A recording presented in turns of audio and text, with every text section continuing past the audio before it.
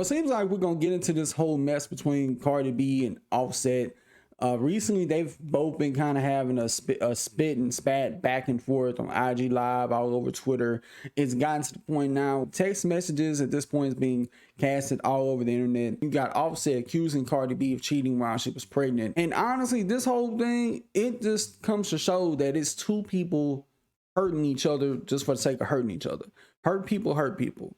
And I know they're going through a divorce, and that could be one of the reasons why they doing this, is because they both hurt. Like, now I'm not sure who initiated the divorce. I think it was Cardi B, but they're both hurting. She's probably hurting because she feels like she has to walk away from Offset for whatever reason. Like, it was undisclosed why they getting a divorce while she was pregnant, unless it makes me feel bad for Offset in a sense too, because you're a year and some change removed from losing one of your relatives with Takeoff, and fast forward, you get divorced, your wife divorces you. That gotta be a gut punch and a half. And I know people could try to sit there and say, it happened so long ago, why don't he move on? There is no such thing as moving on when it comes to grieving a dead family member or anyone.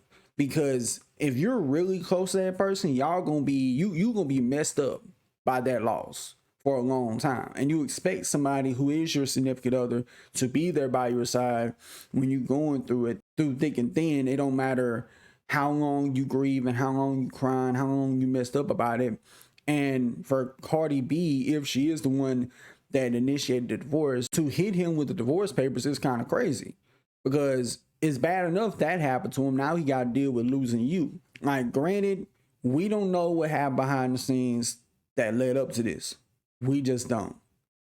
But at the end of the day, and I'm not married, I haven't gotten married, but I know people who are married, and I've had people in my family that's been married for years and years, even lived up their ends of the bargain till death do you part, and others that didn't make it all the way there, but they got to a certain point and then they broke up. The point is, they was together for a very long time. I witnessed both my parents be married for 29 years, witnessed my grandparents be married for 50, 60 years plus, and that was a long time. And it's one thing about marriage that it taught me is, through thick and thin, you have to see it through, because y'all both married at the end of the day. Y'all have to try to figure out a situation on, what can we do to fix this? That's whatever's broken between us. What can we do that can reignite that spark that we once had, instead of breaking up and then not only affecting you, the other person who you are giving the divorce papers to, but everybody else around you. And that leads me into saying, I think that this divorce is going to affect their kids the utmost. And they're too young to know now, but given time, probably in the next, 10, 20 years, they're going to look back and be like, wait, y'all got a divorce and advertise on the internet. And they're going to be looking at both of them crazy, because they may end up feeling that embarrassment, even though it could be 20 plus years removed from it.